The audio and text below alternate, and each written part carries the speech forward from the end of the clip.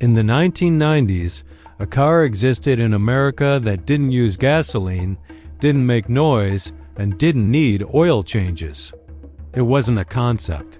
It wasn't a prototype. It was real. And then, the same company that built it destroyed every single one. Not because it failed, not because people hated it, but because it worked too well. This is the true story of the car that was too dangerous to exist. Let's go back to California in the early 1990s. Smog was choking cities. Fuel prices were unstable. And for the first time, governments began asking a scary question. What if gasoline doesn't last forever? California introduced a radical law. Automakers must sell zero-emission vehicles or lose access to the world's biggest car market.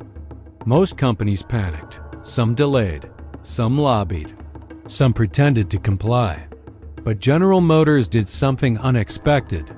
They decided to build the future. GM engineers were pulled into a quiet project. No marketing, no flashy press. No hype, just one goal. Build an electric car that can actually replace gasoline. The result was called EV1. It was sleek, aerodynamic, silent. This was not a science experiment.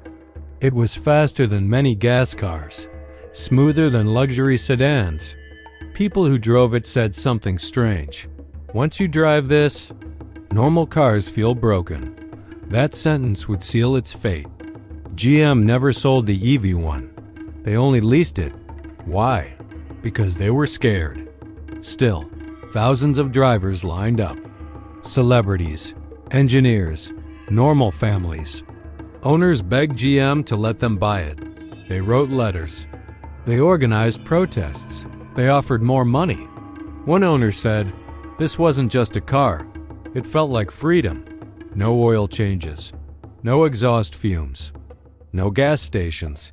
And that's when the problem became clear. The EV1 didn't need oil companies, engine rebuilds, transmission repairs, fuel stations. And that terrified people in power.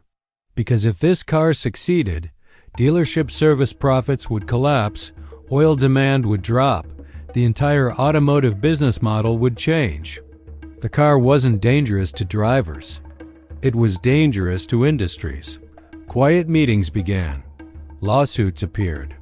Regulations changed. Sudden,